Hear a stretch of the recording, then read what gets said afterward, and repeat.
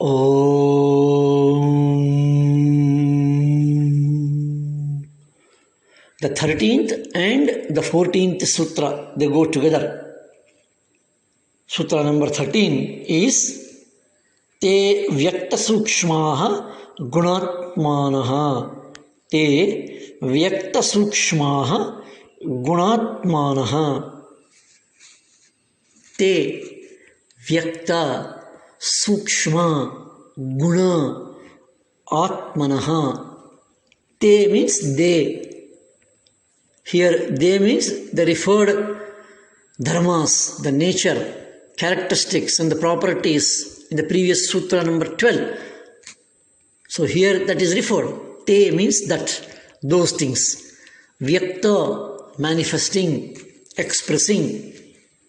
Sukshma, subtle or not expressing, unmanifested. So Vyakta and Sukshma,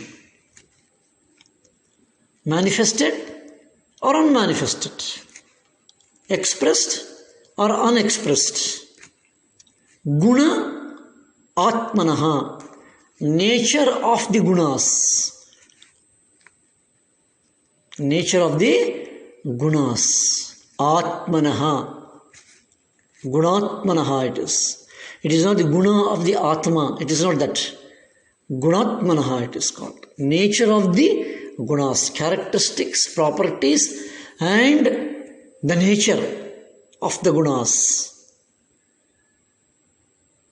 So they means those dharmas, they are manifested and unmanifested as per the nature of the gunas. This is important. The three gunas which we talk. Sattva, Rajas, Tamo gunas. So the properties, nature and the characteristics and qualities which referred in the 12th sutra, dharmas, Atita and Anagata dharmas and hetus, they are all of the quality of the sattva and rajas and tamas, and they are expressed or unexpressed. Expressed means it was unexpressed earlier. Unexpressed means it will be expressed later. That's why Atita and Anagata was spoken of in the previous sutra. Whatever is manifesting was in unmanifested form earlier, and whatever was unmanifested form will be manifested earlier, will be later. The known and the unknown. What was unknown will be known, and what is known was unknown. The tree expressed from the seed. The seed was in the form of sukshma in the seed. The tree was sukshma in the seed. And the tree is vyakta from the seed. How beautifully, how depth, how subtle Maharishi Patanjali is talking. And whether they manifest or unmanifest, their nature is of the gunas, sattva, rajas and tamas. Even whether expressed or unexpressed. So the sattva and rajas and tamo gunas, the three gunas, are in the expressed form or on the unexpressed form. And the manifested and unmanifested are actually the manifestations and unmanifestations of the sattva, rajas and tamo gunas. What manifests is what was dormant or the sukshma. Millions and billions of manifestations are in the sukshma form. The future is hidden in the seed, and the seed carries millions of possibilities in its womb. Yes, it's true. The future is embedded in the seed, and the seed carries the future. what we say generally in English as a tip of the iceberg. Nasat sajjayate it is. If it was not there, it cannot be. It is there, means it was earlier. So this expression is a very wonderful sutra, that everything which is vyakta was a sukshma earlier, and that is having the qualities of the gunas, the three gunas. And that is a very important dimension, manifested at the present moment, or the sukshma, the subtle, the latent, that have been manifested and gone in the past, and yet to be manifested. Since this twofold aspect of time, past and future, is only a feeling caused by the dual directionality of the progression of the dharmas. And the nature of the dharma is trigunas. And this can be applied to present, past, future. And that is how this particular sutra is to be understood. And let us see the 14th sutra, sutra number 14. Another wonderful sutra, continuing the same thought. The 14 number, sutra number 14. Parinamaikatvat vastu tattvam. Parinamaikatvad vastu tattvam. Parinama ekatva vastu tattvam. Parinamaikatvad vastu tattvam. Parinama is transformation. Ekatvad, uniqueness. This is a very important meaning. Vastu is an object, thing. Tattva is the essence. Sutra is very simple, but because it is a sutra, it carries a tremendous potency of meaning. Parinamaikatvad vastu tattvam. The essence of the object,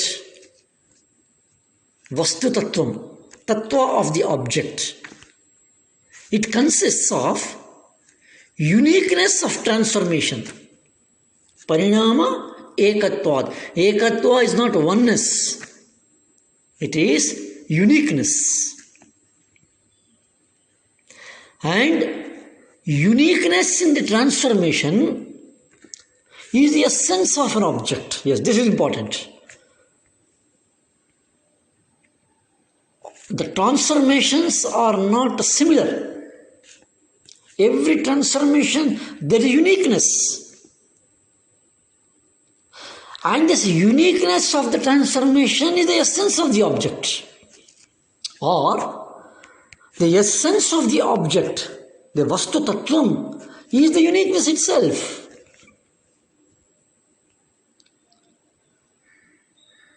As in the modern science we see, molecules, atoms, electronics, positronics, and various atomic particles. Each one has different forces, different orbits, different motions, different binding factors, different separating factors. But all these particles are unique by itself. This is the expression of this particular sutra.